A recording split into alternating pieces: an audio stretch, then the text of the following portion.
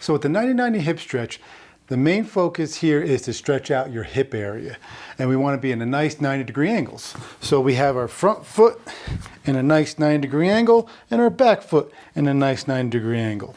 Now, what we want to key in on is keeping our shoulders nice and square to the floor.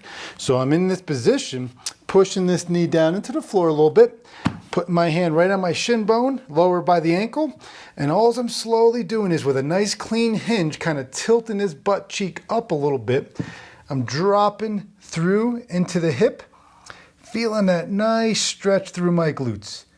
Gonna hold it, and then come out of it. And this is an active stretch, going into it, holding it 3-5+ seconds, breathing, and then coming out of it. Now, of course, I could do statically, which is, holding 10+ all the way up to 60+ seconds, where you're just holding that stretch for a long duration. And then what we like to do from here is remove our hands, show good control, owning this position, rotating right into the other side. So now I'm nice and set up, 9 degrees, get right into the stretch, hold, and then bam, you got both sides.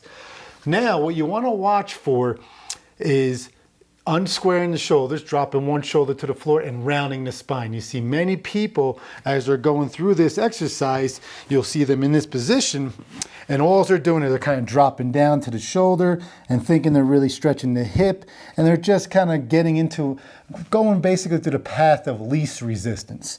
We're looking for the most resistance for this hip area so we can really stretch the glute out. So what you want to make sure is keeping the shoulders nice and square.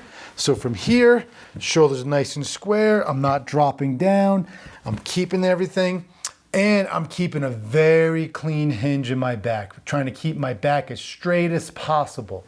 You don't want to just flex to get more range of motion. See people just kind of dropping like this, and they're thinking of really getting a light stretch through their glute or a good stretch through their glute, and all they're really doing is just rounding their spine.